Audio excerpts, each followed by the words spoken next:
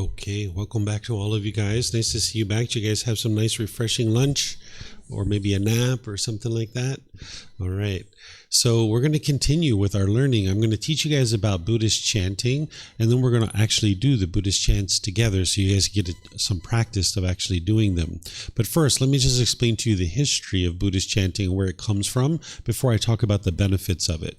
During the lifetime of the Buddha, they used chanting as a way to remember the teachings. Every 2 weeks, his students would come together and they would recite his teachings orally. This was the way that they remembered the teachings, because nowadays we have books, audiobooks, videos, podcasts, things like this to be able to capture the teachings and then study them and remember them.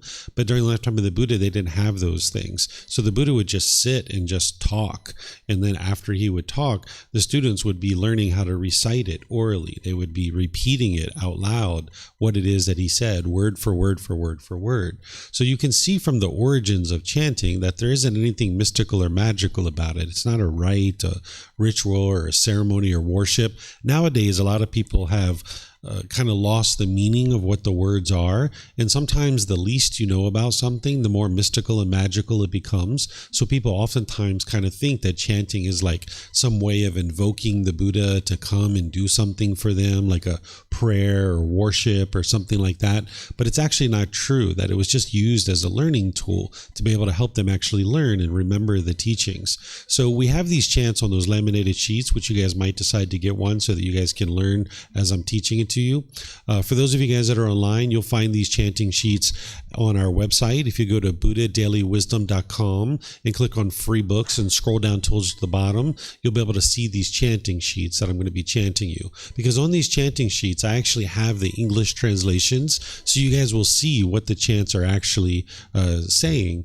And they're in the Pali language, but today, we don't necessarily speak the Pali language. There aren't people who are speaking it as an active language, but instead we just use it for the chanting. And you can see the English translations, so there won't be anything mystical or magical about what's actually occurring in terms of the things that you're reciting. You can see in the chants there's a lot of respect and gratitude and appreciation for the Buddha. And because of this, I don't think that the Buddha actually created these chants himself. They were probably created by his students, either during his life or after his death, because a Buddha wouldn't walk around like, here, chant these for me, out of respect for me, right? This would be like arrogance and ego. And as you guys saw, by the time you get to enlightenment, you don't have ego, you don't have conceit. So he wouldn't have asked his students to chant these things to him.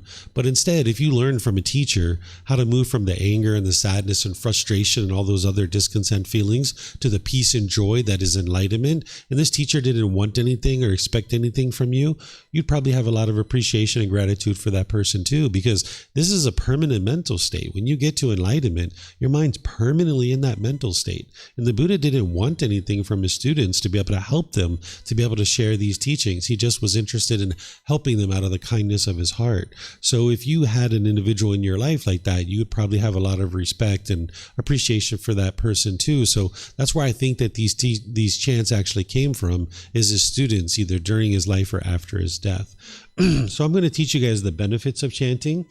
During the lifetime of the Buddha, you actually needed chanting in order to be able to get to enlightenment. You wouldn't be able to get to enlightenment without chanting. But today, you can actually not chant and still get to enlightenment. This is the only thing that I'll teach you, that if you didn't learn it and you didn't practice it, you could actually still get to enlightenment. So I'm going to teach it to you. I'm going to share with you what all the benefits are and how to do it. And you'll be able to see that it actually works to produce these benefits. But if you decide at some point, not interested in chanting, you can actually still get to enlightenment. That's why when you see the core central path of the Buddha, the eightfold path, you don't see right chanting, right? It's right view, right intention, right speech, right action, right livelihood, right effort, right mindfulness, and right concentration. That's the core path. These chants were just used, or not these specific chants, but chanting was used just as a way to remember that stuff, because that's the stuff that leads to enlightenment, not the chanting itself. So what I encourage people to do is try it. Give it 3 weeks, 6 weeks, try it, see how it works for your mind. And if it's really helping you and you're noticing a lot of benefit, then keep it. But if for some reason you're like, don't really like it, just set it to the side. No worries. You'll still be able to get to enlightenment. But you are going to need to be able to develop these things. These are benefits that you're going to need to cultivate in some other way. If you're not using the chanting, you're going to need to find a way to do this. So before you meditate, the Buddha teaches, set up mindfulness in front of you. These are words of the Buddha, that if you read his instructions and guidance on meditation, he says, before you start meditating, set up mindfulness in front of you. You're going to learn about what mindfulness is in detail tomorrow, but just for now, what mindfulness is awareness of mind. You can think of it that way. And what the Buddha is teaching you is before you start meditating, develop some awareness of mind. Don't just plop down into meditation and start meditating. You like to kind of bring some awareness to your mind. And that's where chanting comes in. It really helps to bring some awareness to your mind that you're not just plopping down into meditation. So if chanting is something that does that for you, wonderful, you could use it. But if there's something else that you would like to do, feel free to do that too, right? Maybe someone comes in, they take off their shoes, they use the bathroom, they do a little bit of yoga stretching, and this kind of helps to bring some awareness to their mind. And now they can sit down and meditate, because now you'll actually get more benefit out of your meditation. If you just plop down to meditate, it'd probably be 5, 10, 15 minutes before you started getting benefit, because you kind of have to start gathering your thoughts and gathering your mind. But if you're doing a little bit of chanting beforehand, it'll gather your mindfulness and awareness of mind, so that when you're in the meditation, you're getting benefit right from the beginning, because that's what you would ultimately like to be able to do. So it helps you to develop this awareness of mind, this concentration, and this memory. Your mind is just like a muscle. If you take your body to the gym and you work out with some weights, you'll build strength. And then when your friend's like, hey, can you help me move my couch? You're like, sure, here you go. I can help you move your couch. Got the muscles, right? You can do that.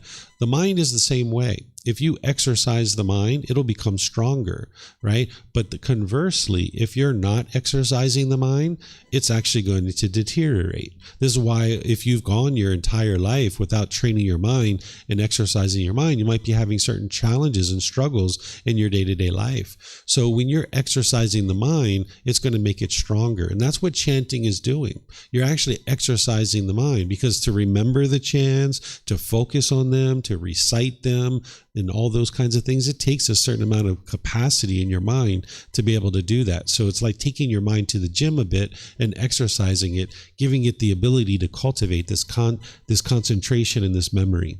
Chanting also helps you to develop awareness of breath, right? Because as you're chanting, you're going to need to be aware of your breath. I'm going to instruct you and show you where to breathe during the chanting, and you'll become very aware not only of your mind, but of your breath too. So now when you enter into meditation, right away, you have awareness of mind and awareness of breath. Then it helps to slow and relax and ease your mind into meditation, giving you more benefit out of the meditation. Also, you might notice that early in practice, some people have challenges to see improvement to the condition of their mind. I've had some students that have come in on like the third day of this class, like on Wednesday morning. They will come in. I've had students come in and say, oh my goodness, David, I got an email this morning that would have normally shaken me up, and I would have been so frustrated by that. But I understood it's just impermanence, and I didn't need to be upset. And my mind was quite calm and quite peaceful, right? So people can see improvement sometimes as early as 2 days of studying and practicing the teachings of the Buddha, but sometimes it takes much longer for someone to do that. And I noticed that too, that my mind, it was almost like a brick wall. It was really hard to make any progress. So when I was chanting each day, I noticed improvement to my chanting, but I didn't necessarily notice improvement to my mind, right? So this audible indication of improvement to my practice was really helpful. It was very motivating, because as I was chanting each day, it was getting better and better and better. And I was like, wow, I'm kind of improving here, right? And it kind of made me have some enthusiasm to continue to go forward. So it can also help you with that, to give you this audible indication of improvement of your practice. Also, it'll help you to develop respect and gratitude for the elders and Gautama Buddha. What I mean by the elders is that from the lifetime of the Buddha, 2,500 years ago, there's been a countless number of people, a chain of people that have handed these teachings down from person to person to person to person to person to person. And now here you are, you're receiving these teachings, right? Well, we'll never know the names of all these people, but they contributed to your ability to be able to learn and grow and develop and become a better and better person. If it wasn't for all those people, you wouldn't be able to get access to these teachings. So it's helpful to have respect and gratitude for everybody in your life, but particularly the elders, all these people who will never know their names that handed down these teachings to us. So it helps you to cultivate respect for the elders and Gautama Buddha himself. And now that respect that you're cultivating in your mind, you can have that for other people too, because an enlightened being will respect everybody. They will have gratitude for everybody. They don't disrespect anybody. So if you can start off having respect for these types of individuals, then that can kind of overflow into other parts of your life. Then it's helpful to understand that there's nothing mystical and magical about chanting. I usually say that when we're talking about chanting because it's so important to understand that. You will find people that will tell you just the opposite. You can visit temples sometimes and they will say, hey, come here. We have this special chant. If you chant this chant 10 times every day, you're going to get an extra long life, or you're going to get rich, you're going to get wealthy, or your boyfriend or your girlfriend's going to come back to you. They're going to tell you something like this, right? Or you'll get to enlightenment within 10 years if you just chant these chants. There's this mystical, magical thing with them, right? Well, I teach you, don't believe other people, but I teach you, don't believe me either. Right? Don't believe me that chanting isn't mystical and magical. If you ever go into an environment like that and someone's like, here, chant these chants, you're going to get an extra long life if you chant these chants.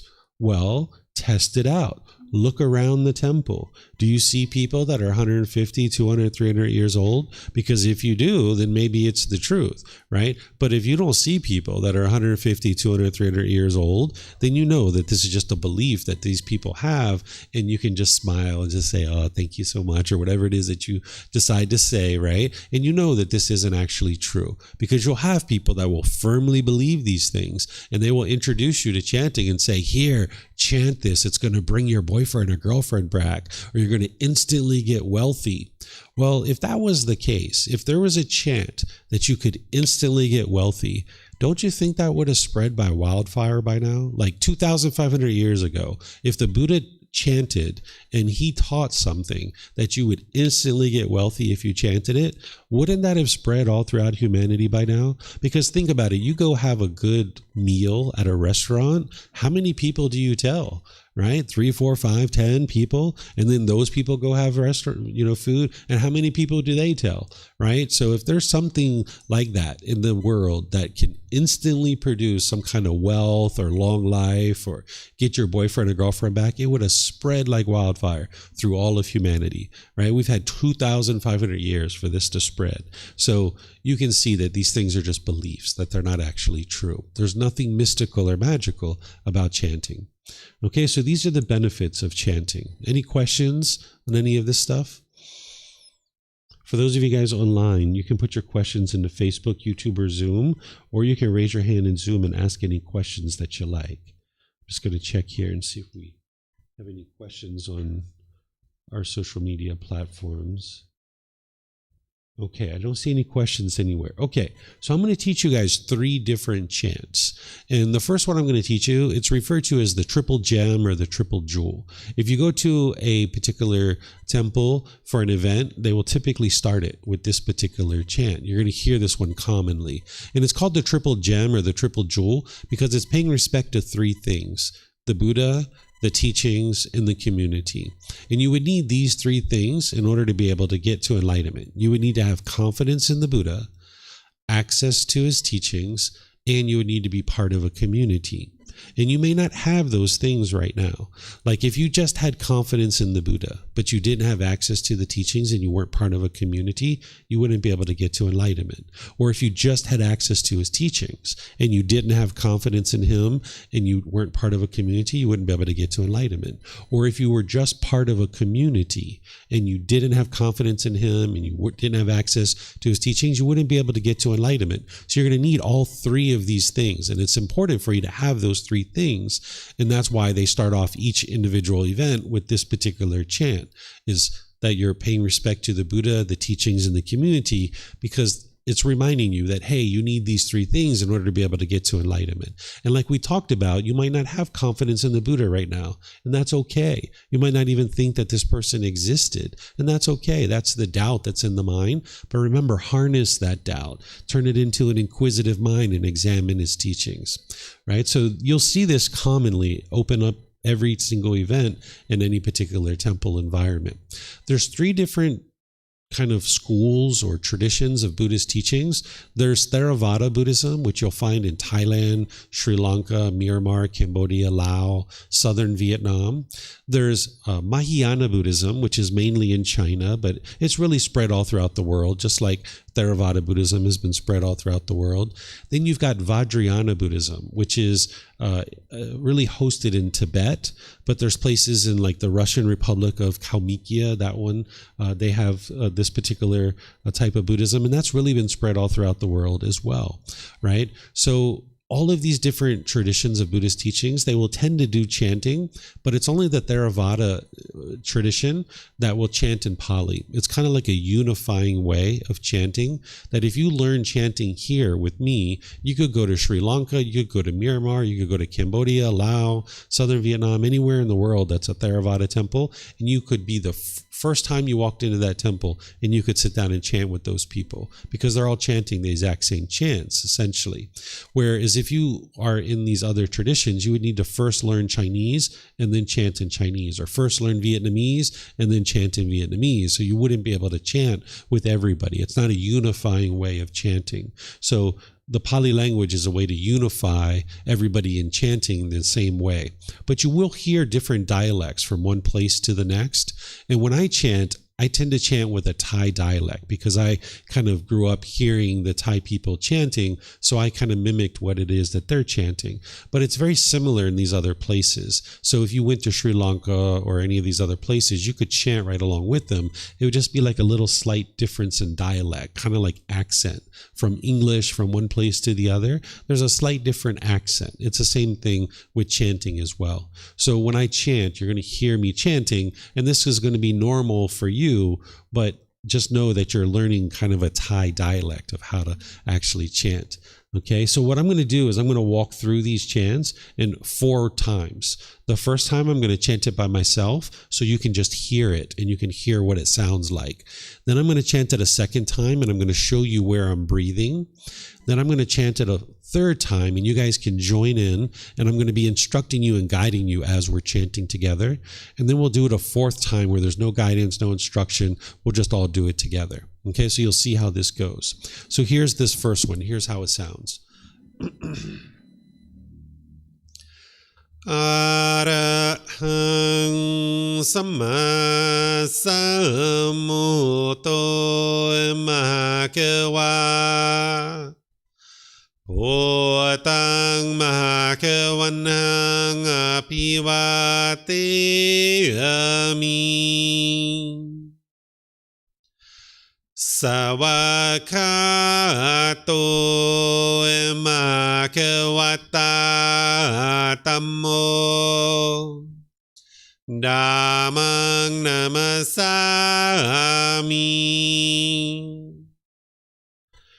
Supatipano Bhagavato Sāvaka Saṅkho Saṅghang Namami.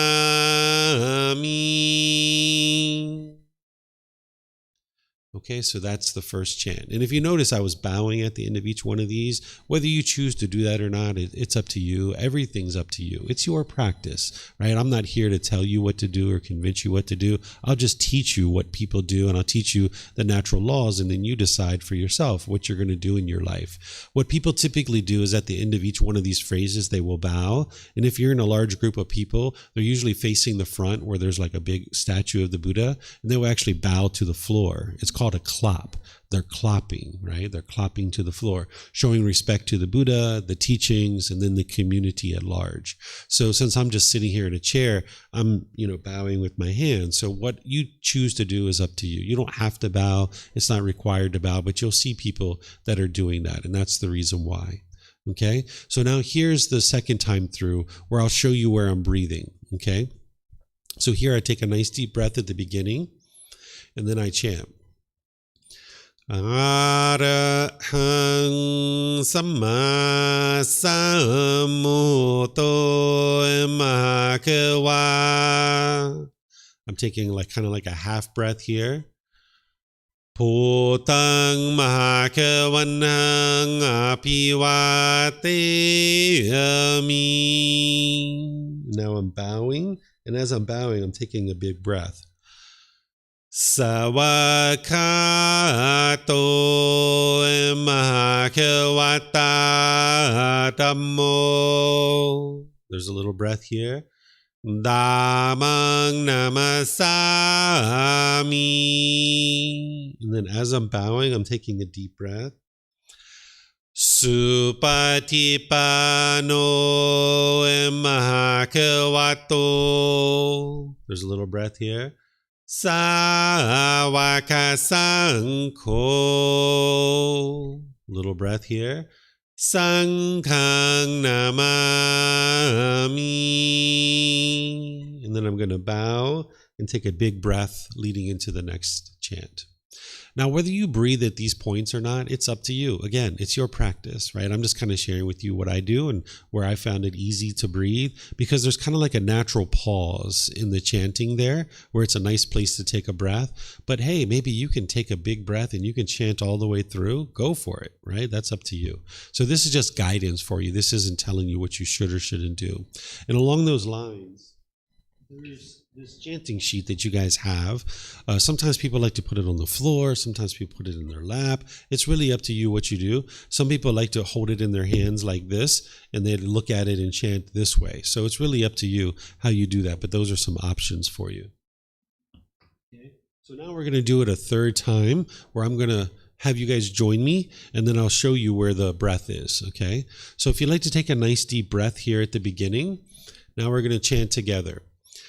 Arahang Samma Sambuddho Bhagava. Breath. Bhutang Bhagavanang Apivateyami. Nice deep breath. Sāvakato Bhagavata Dhammo. Breath. Dhammang Namasami. Deep breath. Supatipano Bhagavato. Breath. Sāvaka Saṅkho. Breath. Saṅghang Namami. And then there's a big breath there. Okay. I was actually starting to hear you guys. That's pretty good. I usually don't hear students the first time through. That's great. All right, so now we'll do it the fourth time where there's no guidance or anything. We'll just all chant together. We'll just all be harmonizing.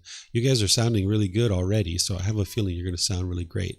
So this is where you kind of like pretend like you're on like The Voice or American Idol or Israeli Idol or whatever you guys call it, Spanish Idol or whatever. So pretend like you're auditioning, not like with conceit, but just kind of humble, like really bring out your voice, right? So you guys are already sounding great. So I have a feeling you're going to sound really wonderful when we start chanting. Okay? So now I won't instruct you on the breath. We're just going to do it. You ready? All right, here we go. Arahang Samma Sambuddho Mahakawa Bhutang Mahakavanang Apivateyami Savakato Mahakavata Dhammo Dhammang Namasami Supatipano Mahakavato Savaka Sangho Sanghang Namami. Okay, good job. Yay. All right. All right. So this is the first one. Any questions on this one? Triple gem, the triple jewel. No question? You have a question, Eamon? Yeah, go for it. Okay, if you guys online have questions, you can put it into Facebook, YouTube, or Zoom. All right. Where can we hear it? Is it on the website? Can we? Oh, yeah. So I have recordings of it on YouTube and on our podcast, so that while you're practicing this at home, you can have it in your ear, right? Or you can be playing it, because it's nice to practice chanting with somebody. So you can get it on there. It's like just 2.5 minutes, because it's just me chanting and that's it. And if you have trouble finding it, just let me know. Yep. And then anytime I'm doing meditation or anything, you'll see it in there as well. But it's kind of nice to have that short little file. Okay. So now let's go to the next one. I refer to this one as the Namo Tassa, but I'm sure there's another way to refer to this one. This is kind of like a beginning chant. Like if you're a little Thai child growing up in Thailand and you start mouthing a few words, they usually will start teaching you this, right? Because you need to learn how to chant it. You're living in Thailand. You're a Thai person. They're going to be chanting this at the temple. So I've seen little kids that are like 1.5 years, 2 years old chanting this chant. So if you find learning all three of them challenging, you might decide to chant this one first, because you'll probably find this one more easy or more straightforward, because just the same phrase repeated 3 times over and over. And the same syllables that are here show up in some of the other chants too. So when I learned this one first. And then I learned the one that we just did, the Arahang Samma Sambuddhassa, and then I learned the third one. Okay? So same thing, I'm going to do it 3 times. So here's how it sounds. Namo Arahasa Bhagavato Arahato Samma Sambuddhassa Namo Arahasa Bhagavato Arahato Samma Sambuddhassa Namo Arahasa Bhagavato Arahato Samma Sambuddhassa. Okay, so that's the way it sounds. So now I'll do it again and I'll show you where I'm breathing. Okay, so I've taken in that deep breath coming in off the last chant, and now I'm going to chant Namo Arahasa Bhagavato. I'm taking a breath here. Arahato Samma Sambuddhassa. Breath. Namo Arahasa Bhagavato. Breath. Arahato Samma Sambuddhassa. Breath. Namo Arahasa Bhagavato. Breath. Arahato Samma Sambuddhassa. Okay, so that's where I take the breaths. Okay, so now I'll do it a 3rd time through. You guys can join in and I'll guide you in the breath. Okay? So here we go. Actually, I need a little sweet drink of water. You guys need some water? Been chanting a lot. Okay, here we go. So take a nice deep breath here. Namo Arhasa Bhagavato. Breath. Arahato Samma Sambuddhassa. Breath. Namo Arhasa Bhagavato. Breath. Arahato Samma Sambuddhassa. Breath. Namo Arhasa Bhagavato. Breath. Arahato Samma Sambuddhassa. All right. So now let's do it a fourth time where there's no guidance. Okay. You guys are already sounding good. All right, here we go. Namo Arhasa Bhagavato. Arahato Samma Sambuddhassa. Namo Arhasa Bhagavato. Arahato Samma Sambuddhassa. Namo Arhasa Bhagavato. Arahato Samma Sambuddhassa. Okay, clap it up. Yay. If you guys get the microphones, you might get calls from the voice, because it's on the internet. So they might hear it and they might be like, oh, I wanted that person to come to the voice. No, I'm just messing with you. All right. All right. So this is the Namo Tassa. Any questions here? You have a question? Yeah. You guys can chant with the microphones if you like.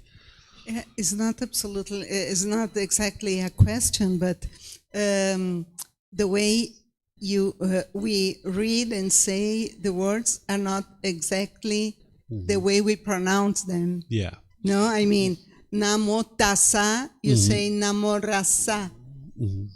I'm saying Namo Tassa Bhagavato. Okay. I'm saying it. Okay. But I agree with you though in some situations because we're using English characters to represent these sounds. Yeah. Right? Where during the lifetime of the Buddha, if these chants were around, there was no written script. The Pali language didn't even have a written script because there was no ability to write things down. So they didn't have a need for a written script. So we're using the English characters to represent these sounds. And it's not always easy to do that. I used to put inflection points above and below the chanting, but I don't have that anymore. But you could do that yourself. Like if you have a book or you have a chanting sheet, you could put little inflection points. But there's not just one way to chant too. Right? You'll hear different ways of people chanting. And people have even sometimes said to me that they hear a difference, like here where I say Namo Tassa Bhagavato. Some people say that I sound more like an M sound. And that started happening when I started using this microphone. Because before I used to not teach with a microphone, but when we started teaching with a microphone, I was like, so I started softening it. So these little changes, these little, impermanence that happens along the way, that's how things get changed slowly but surely. So you might hear some different sounds, but this is how it's chanted, the way that I have it written out. So if I didn't have this microphone in front of me, it'd be more of a pa, go wa, rather than a ma. I kind of soften it a bit. Yeah. Yes, ma'am. Do you know if there's anything, like when creating the melody, if they took anything into account? For example, like I know in Gregorian chants, they avoid certain notes, not to produce like any excitement in the melody. Do you know if they... Yeah, I don't know if that's the case or not. Yeah. Okay. Yeah, interesting thought though. But remember, what's producing excitement is craving, desire, attachment, not the sound itself. You can hear any sound and not get excited. it's the craving in the mind that's producing that. Yeah. Okay, so now let's go to the third one. I found this one to be more challenging. Some people say it's easier for them, right? That's impermanence. Not everyone's going to have the same experience. So again, I'm going to do it 4 times for you, okay? So here's how this one sounds. Iti piso mahakawa arahang samma sammuto vicacaranang sammuno sakatoro kawitu anutero purisa Dhamma sati satatawa manusanang Poto Bhagavati. Okay, so here's where the breaths are. So I've taken a nice deep breath on the way into this, and now it goes Iti piso emakawa. Breath. Arahang samma sammuto. Breath. Vicacaranang sammuno. Breath. Sakatoro kawitu. Breath. Anutero purisa. Breath. Dhamma sati satatawa manusanang. Breath. Poto Bhagavati. Okay, so that's where the breaths are. So now we'll do it a 3rd time, and you guys can join in, and I'll guide you in the breath. Okay, so here we go. Iti piso emakawa.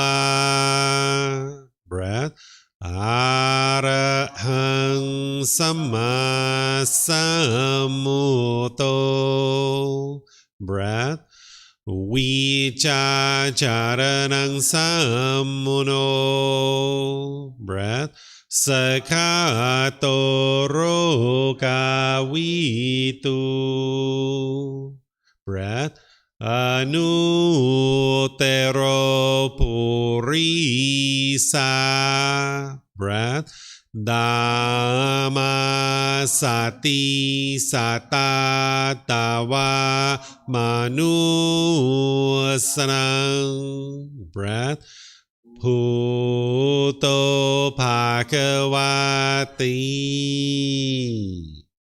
Okay, so that's where the breaths are.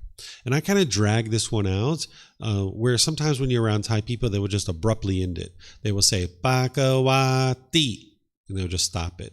But I think it sounds more beautiful dragged out, so I just drag it out. Okay? So now let's do it a 4th time, where we'll no guidance, no nothing. I'll just kind of go through it, and we can all harmonize and chant together. Okay? So here we go. Iti piso emakawa. Arahang samma sammuto. Vicacaranang sammuno. Sakatoro kawitu. Anutero purisa. Dhamma sati satatawa manusanang. Poto Bhagavati. Okay, good job, guys. All right. Yay. We might have some questions coming in here on YouTube. Let me just check this real short. Just some thank yous. Okay. Is continuing. Oh, okay. This is about the class. So yes, you're very welcome. Pleased to help you with the class. And yes, I'm going to be teaching every day now through the end of the week and even into Sunday as well. So we start each morning at 9 a.m. and we finish up at 3 p.m. And that's Thailand time. So depending on what time zone you're in, you're going to need to see what time that is in your time zone. Okay, so let me check. I don't see any other questions. So here's what I propose. I propose we go all the way through. What do you think? Yeah? All right, let's do it. So we'll start from the top and we'll just go all the way through. No guidance, no nothing. Okay? All right, here we go. Anybody need a glass of water? Anyone need a glass of water? I need a drink. You need a sip? Okay, let's take a sip.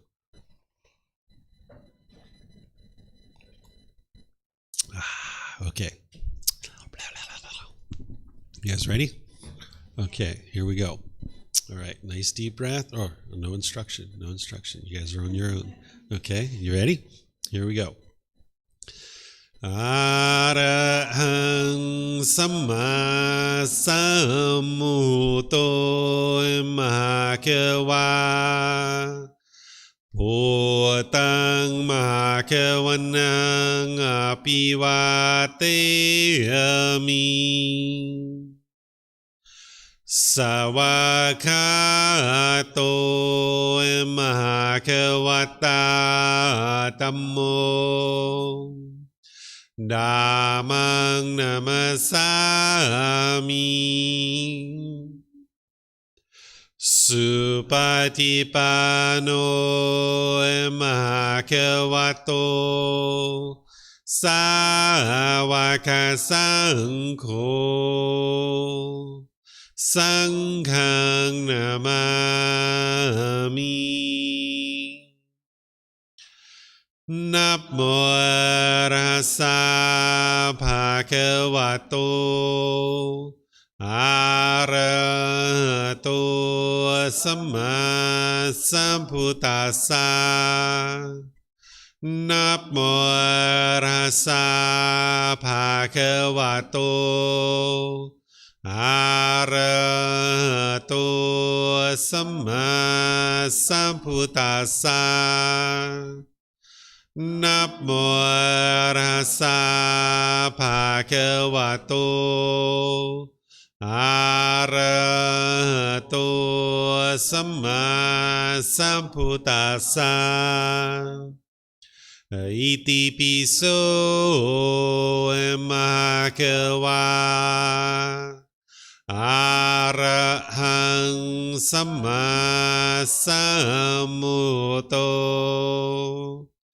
Vicacaranang Sammuno Sakato Rokavitu Anutero Purisa Dhamma Sati Satatawa Manusanang Bhutto Bhagavati. Hey, sounding good. Yay. All right. Nice. All right. Any questions on any of these? Anything you'd like to ask? Okay, so I have another proposal. I propose we do the chanting and then go into meditation, do a meditation, and then come out of the meditation with the more chanting. So put the chanting and the meditation together. Okay? It's about 2:15, so we have plenty of time. Does anyone need a bathroom break or anything? Anyone need like a little 5-minute break? No? Okay, so you guys would like to go right into meditation? Yeah, you guys game? You like to chant and go into meditation? Okay. Okay, so I'm going to chant, and then I'll guide you in the meditation like I typically do, and then we'll have that long period of time where it's quiet, and we're just meditating, and then we'll come out with the chanting, and you guys can get into the chanting after your meditation. Because normally you'd probably just listen to me chant, but now you can start participating in the chanting. Okay. All right. So here we go. Eamon's going to use the restroom. Or no, he's going back to the back. He's going to go on the carpet. All right. Here we go. Oh, let me back this up. Okay, here we go. Arahang Samma Sambuddho Mahakeva Bhutang Mahakavanang Apivateyami Savakato Mahakavata Dhammo Dhammang Namasami Supatipano Mahakavato Savaka Sangho Sanghang Namami Namo Rasa Bhagavato Arahato Samma Sambuddhassa Namo Rasa Bhagavato Arahato Samma Sambuddhassa Namo Rasa Bhagavato Arahato Samma Sambuddhassa Iti piso Mahakava Arahang Samma Sambuddho Vicacaranang Sammuno Sakato Rokavitu Anutero Purisa Dhamma Sati Satatawa Manusarang Bhoto Bhagavati.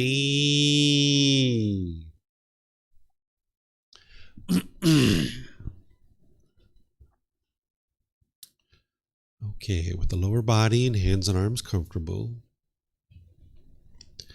and the upper body erect, just close the eyes and start breathing in through the nose and out through the nose. Here you're just looking to establish the breath, a nice, natural, steady, consistent breath. Not forced or controlled, just a gradual inhale through the nose, experiencing the full breath. And then whenever you're ready, exhale out through the nose. Breathing in and out. Breathing in and out.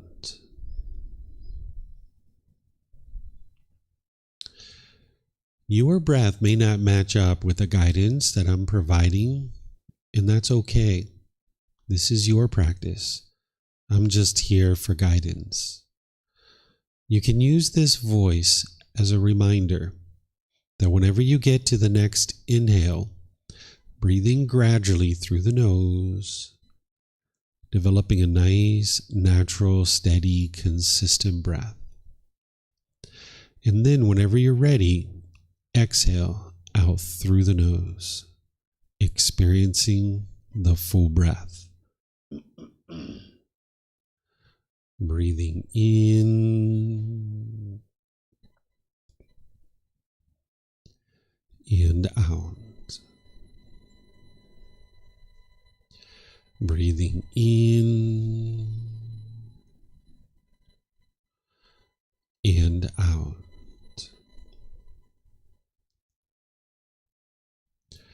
With the breath well established, start fixating the mind on the breath, either the sound of the breath coming into the nose or the sensation of air moving over the skin into the nose. The breath is the present moment. Fixate the mind on the breath, the present moment. Breathing in and out.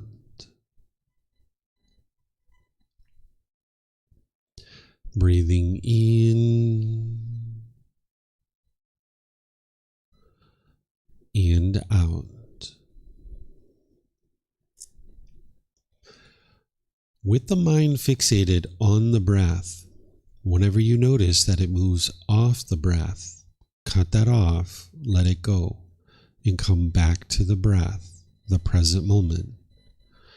No need to observe the thought, label it, judge it, analyze it, or even try to figure out where it's coming from.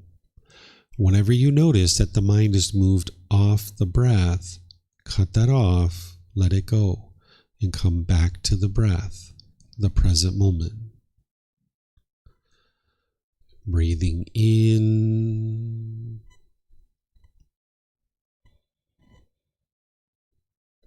and out.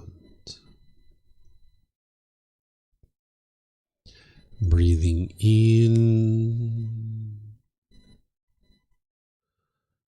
and out.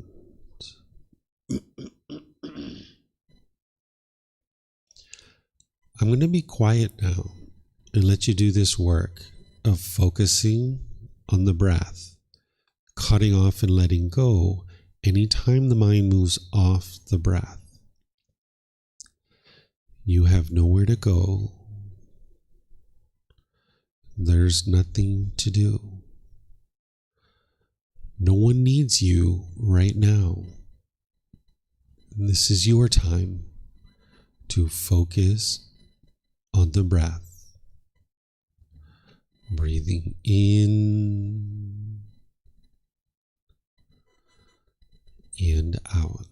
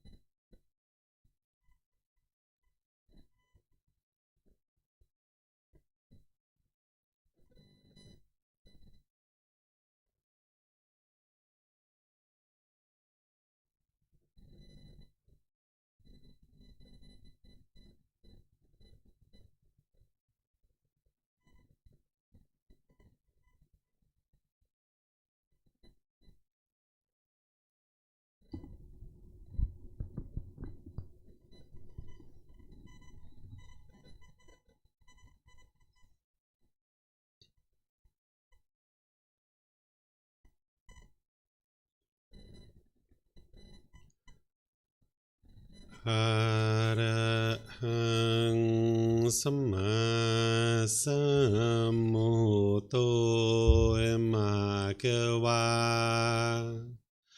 Bhutang Makewanang Apivateyami Savakato emakavata tammo Dhammang namasami Supatipano emakavato Savaka Sangho Sanghang namami Namo Arhasa Bhagavato Arahato Samma Sambuddhassa Namo Arhasa Bhagavato Arahato Samma Sambuddhassa Namo Arhasa Bhagavato Arahato Samma Sambuddhassa Iti piso emakava Arahang Samma Sambuddho Vichacharanang sammuno Sakato rokavitu Anutero purisa Dhamma sati satatawa manusrang Bhutto Bhagavati.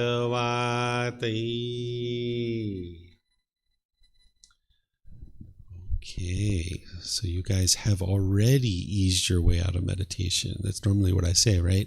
Ease your way out of meditation. Because usually there's a bunch of people here that aren't chanting, right? But you guys chanted, so you already eased your way out of meditation. All right. So any questions on chanting and meditation, integrating that together? I'm going to be teaching you about meditation tomorrow afternoon, by the way. We do meditation this morning, this afternoon, tomorrow morning, and then that way you have 3 chances of practicing meditation with me, that then in the afternoon tomorrow I'll teach you meditation, the ins and outs of meditation. But today was all about just kind of getting you started with a bit of understanding of the teachings of the Buddha. So any questions here? No? Okay, well, like I said, with chanting, it's not something you need to do in order to get to enlightenment, right? You can still get to enlightenment without chanting. But I suggest you try it in order to help your mind to determine whether or not it's actually beneficial for you or not. Because I know that chanting is very beneficial, and I do it before and after each meditation. It really helped me to be able to develop my meditation sessions and practice. So that's why I actually teach it. So if you would like to practice it, see what you think, but give it a good 2, 3, 4 weeks, because typically whenever you're learning something new for the first time, your mind will have a tendency to reject it. It's like, I don't want to do that work, and it wants to push it away. Doesn't matter what it is, right? Think about anything in your day-to-day life. When you're learning something new, the mind typically doesn't want to get involved in it. It's like, I just want to be complacent. I just want to sit here on the sofa and watch TV and search social media. I don't want to do that stuff. So you're going to need to put some effort into it and practice it. And you'll get a chance to do that here this week. So this week, every morning and every afternoon, we'll be chanting, going into our meditation. So you guys will get a chance to practice it. So when you come in the morning, you can just get your chanting sheet over there if you would like one, because I'm not going to display it here on the screen, and you can just chant along with our chants. And then by the end of the week, you'll probably have a good experience with chanting these, and you might even start remembering some of them. So you'll have an experience to be able to do that. And you'll have plenty of meditation by the end of this week too. You'll have built up a little bit of your practice for about a week to kind of propel you and give you some momentum going into next week. Okay, so tomorrow what I'm going to do is I'm going to start out with chanting and meditation. Then I'm going to teach you the Four Noble Truths and the entire Eightfold Path. We're going to spend our entire morning on that. That's the core central teaching of the Buddha. If you're tired of being stressed and having anxiety, if you're frustrated with having frustration, if you're irritated and annoyed about all the things that are going on in the world, it's the Eightfold Path that's going to help you eliminate all that. That's what's going to get you to enlightenment. It's the path to enlightenment. You're going to need to know it inside and out, backwards and forwards. So I'm going to take my time and I'm going to spend the entire morning on it with a mid-morning break. And you're going to need to learn it more than one time. That's why sometimes students come back multiple times. You might see students that have learned with me in the past come tomorrow, and they're just come for tomorrow just to learn the Eightfold Path again, 4, 5, 6 times to learn it. So you'll learn it tomorrow. You'll get started with it tomorrow, but you're going to need to learn it more than one time to really refine it and get it really dialed into your life. And then in the afternoon, I'm going to teach you the ins and outs of meditation, and we're going to do meditation together. Okay. So it's been lovely spending the day with you guys. I really appreciate that you're interested in learning and growing and developing on the path. And I'll be sharing some more with you guys all throughout the week. So feel free to come each day if you'd like. And I'll be pleased to share the teachings with you guys. Okay. So have a really lovely and wonderful rest of your day. We'll see you next time. Sawadee Kap. Sawadee Kap.